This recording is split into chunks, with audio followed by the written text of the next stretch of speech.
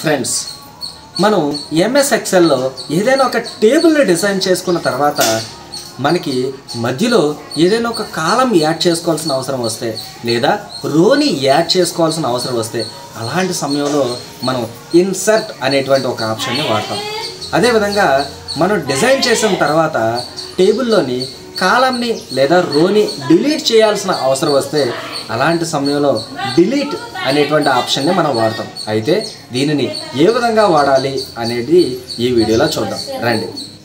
ఇక్కడ చిన్న టేబుల్ చూడండి. ఈ టేబుల్లో స్టూడెంట్ నేమ్, అలాగే అతనికి ఇంగ్లీష్లో వచ్చిన మార్క్స్, మ్యాథ్స్లో వచ్చిన మార్క్స్, సైన్స్, సోషల్ ఇలాగా డిఫరెంట్ సబ్జెక్ట్స్లో వచ్చినటువంటి మార్క్స్ని ఇక్కడ వేయడం జరిగింది. అయితే తెలుగులో వచ్చినటువంటి మార్క్స్ని ఎందుకో వాళ్ళు అక్కడ టేబుల్లో వేయటం మర్చిపోయారు. అయితే ఇలాంటి సందర్భంలో మనం తెలుగుని ఎలా యాడ్ చేయాలి ఇక్కడ అనేది చూద్దాం. తెలుగు స్టూడెంట్ నేమ్కి అలాగే ఇంగ్లీష్ సబ్జెక్ట్కి మధ్యలో ఉండాలి అని అంటున్నారు. అలాంటప్పుడు మనం ఏం చేయాలి అంటే మనం ఇక్కడ నేను డి మీద క్లిక్ చేశాను కదా, అలాగా ఈ ఇంగ్లీషు మార్క్స్ ఏవైతే ఉన్నాయో ఆ కాలం ముందు అంటే డి మీద క్లిక్ చేసి అప్పుడు మౌస్లోని రైట్ క్లిక్ చేసి ఇక్కడ ఇన్సర్ట్ చూసారా, INSERT ఇన్సర్ట్ అని ఉందా, అక్కడ క్లిక్ చేయాలి. క్లిక్ చేసిన వెంటనే మనకి మరొక కాలం అనేది యాడ్ అయింది. ఇప్పుడు నేను తెలుగు అని టైప్ చేశాను. ఇప్పుడు డిఫరెంట్ స్టూడెంట్స్కి వచ్చినటువంటి మార్క్స్ని మనం వేద్దాము.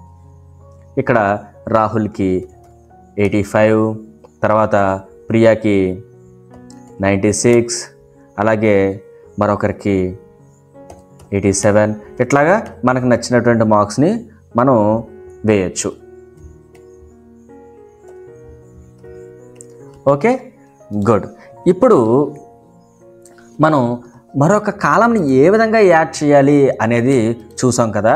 ఇప్పుడు మరొక రోని ఏ విధంగా యాడ్ చేయాలి అనేది చూద్దాం. రోస్ అంటే ఏంటి?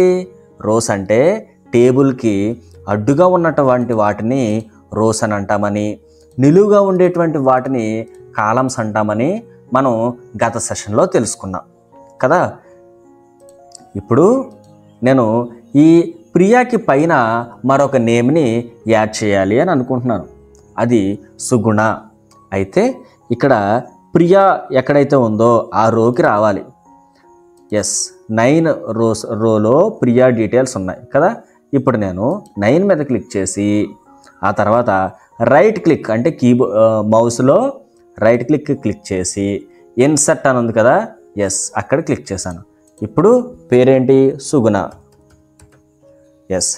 ఇప్పుడు సుగుణ మార్క్స్ని ఇక్కడ మనం ఎంటర్ చేయొచ్చు.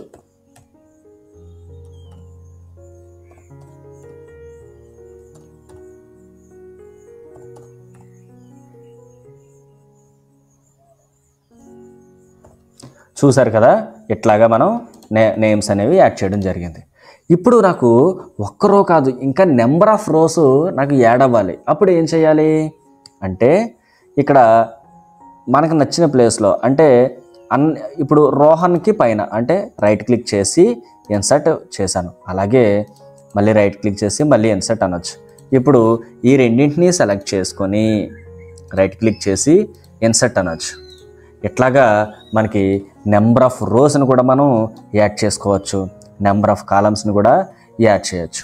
ఇప్పుడు నాకు అవసరం లేదు అంటే ఇన్ని నెంబర్ ఆఫ్ కాలమ్స్ నాకు అవసరం లేదు. ఓకే, ఇక్కడ ఏ అని లేదంటే అభి, సీత, కిరణ్, వాసు ఇలాగా డిఫరెంట్ క్యాండిడేట్స్ డీటెయిల్స్ ఉంటే వాళ్ళకి డిఫరెంట్ సబ్జెక్ట్స్లో మార్క్స్ వస్తే కనుక వాళ్ళని ఈ లిస్ట్లోంచి ఉంచకూడదు అని అనుకుంటే, అలాంటి రిక్వైర్మెంట్ ఉంటే మనం వాళ్ళని డిలీట్ చేయాలి అంటే ఏం చేయాలి అంటే ఈ మొత్తం ఏరియాని సెలెక్ట్ చేసుకొని మనం ఒకసారి 1-2 సార్లు చెక్ చేసుకోవాలి. వాళ్ళ డీటెయిల్స్ డిలీట్ చేస్తున్నామా, వేరొకరి డీటెయిల్స్ డిలీట్ చేస్తున్నామా అని. ఓకే, సో నేను వాళ్ళ నేమ్స్ ఏవైతే ఉన్నాయో ఆ నేమ్స్ని సెలెక్ట్ చేసుకోవటానికి వాళ్ళ యొక్క రోస్ని సెలెక్ట్ చేస్తున్నాను. ఇప్పుడు నేను వీటన్నింటినీ కలిపి ఒక్కసారిగా డిలీట్ చేయాలనుకుంటున్నాను. అందుకు మౌస్లో రైట్ క్లిక్ చేసి డిలీట్ ఆప్షన్ దగ్గర ప్రెస్ చేశాను. చూసారా, అవి పోయినాయి. అలాగే ఈ తెలుగు సబ్జెక్టు కూడా నాకు ఉండకూడదు అనుకుంటే ఇక్కడ డి దగ్గరికి వెళ్ళి రైట్ క్లిక్ చేసి డిలీట్ ప్రెస్ చేయొచ్చు. లేదు మ్యాథ్స్ ఉండకూడదు అనుకుంటే ఎఫ్ దగ్గరికి వెళ్ళి రైట్ క్లిక్ చేసి డిలీట్ చేయొచ్చు. ఓకే ఫ్రెండ్స్, సో ఈ విధంగా మనము ఇన్సర్ట్ అండ్ డిలీట్ ఆప్షన్స్ని ఎంఎస్ ఎక్సెల్లో యూజ్ చేస్తాము. మరొక సెషన్లో మళ్ళీ మరొక కాన్సెప్ట్ని మనం నేర్చుకుందాం.